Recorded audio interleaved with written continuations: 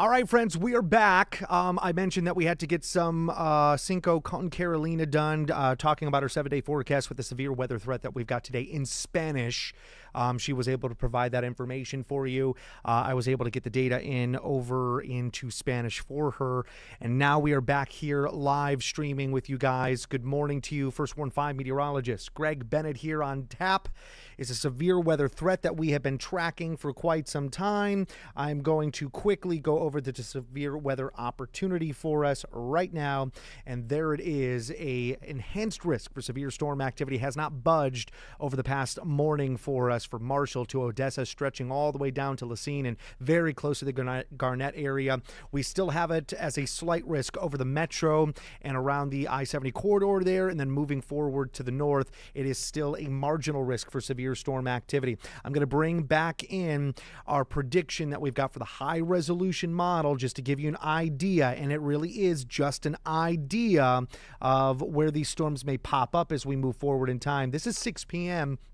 on the high resolution model, and as you can see, it's much more concentrated around this mid-evening, more towards our eastern kind of counties under that enhanced risk. But let me go ahead and backtrack it here to about 4 o'clock in the afternoon, and as you can tell, it really gets intense for us here right around the metro with those oranges and reds.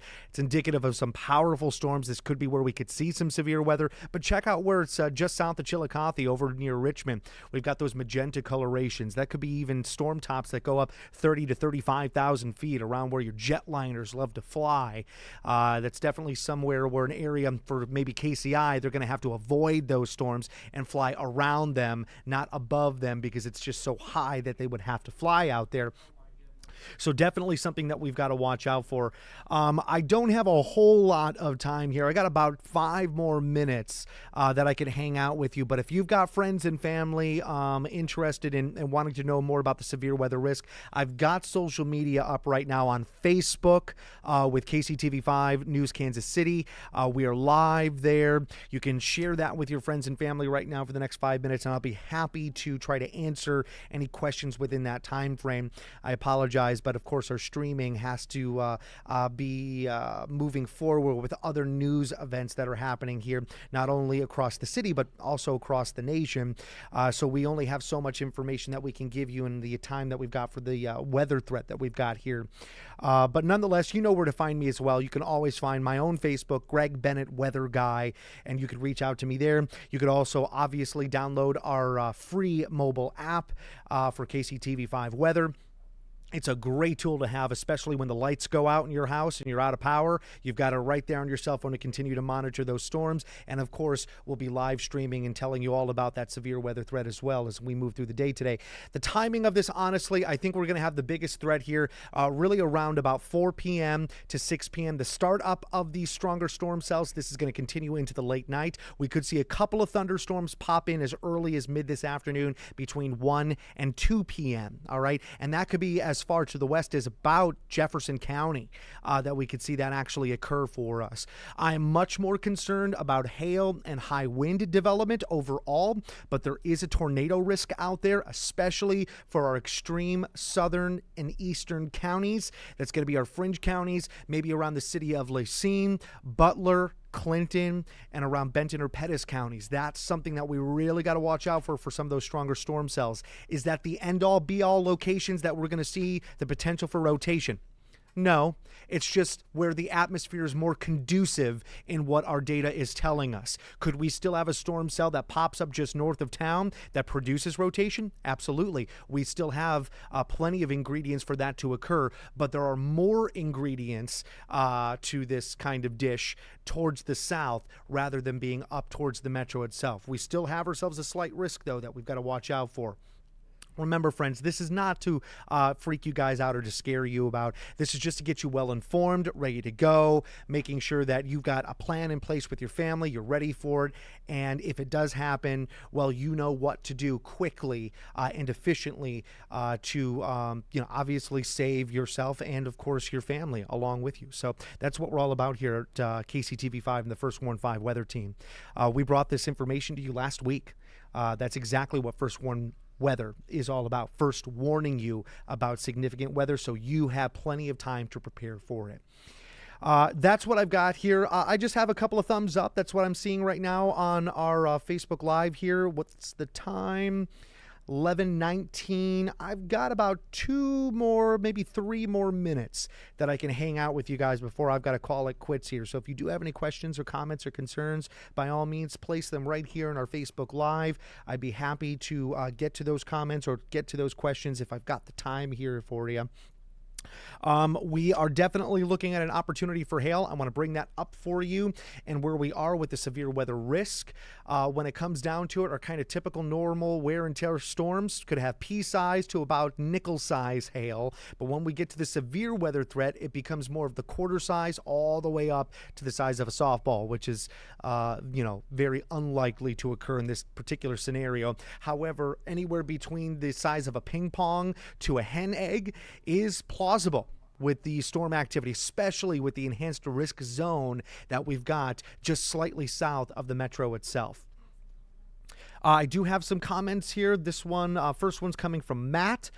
Coming back to KC from Tulsa, Oklahoma, what time will be the best to drive back? The best to drive back is either right now or you'll wait till tomorrow.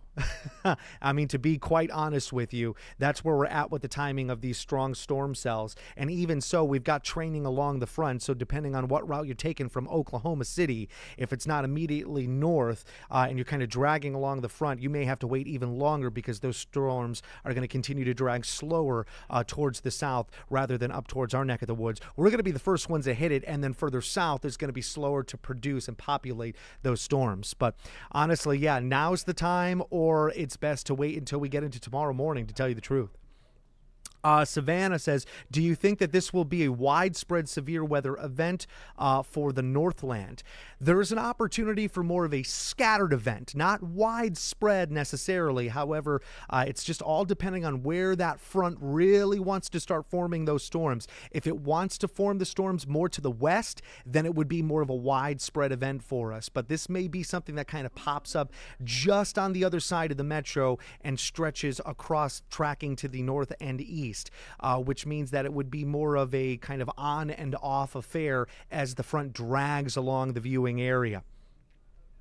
Let's see. What do we've got here? Shawnee says, what time is the storm supposed to hit around the Leavenworth area? Well, we can have our storms as early, maybe even around Leavenworth, as about 1 or 2 o'clock in the afternoon. Just a couple of storms out there. Could be a severe weather threat that we get. I'm going to show you some of our forecast modeling data on that. Let's get all the way out till about 2 or 3 o'clock.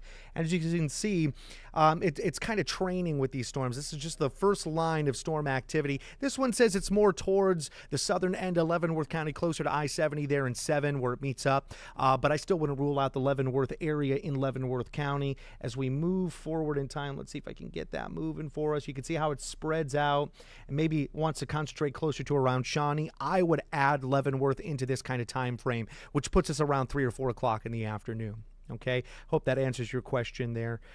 Jordan says, when will the storms hit Lynn County? Well, I mean, this is where we're at with our storm threats, right? When it comes down to it, our storms really want to amp up around the early evening time frame. So any of those counties north of I-70, you're looking more towards that early to mid-evening, between 5 p.m. and about 8 p.m. that we're really going to light up with those strong storm cells, all right?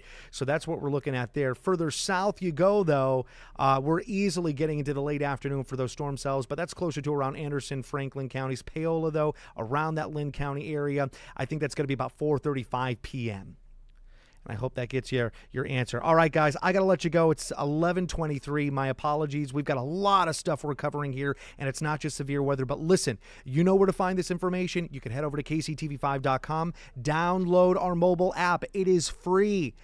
Free. You can't go wrong. It's a great deal, and it gives you all the information you need to know about these storms. And, of course, we're always going to be live during our newscast, giving you the latest information on the severe weather threat. Loves and hugs. Be safe out there, and take care. I'm going to leave you with a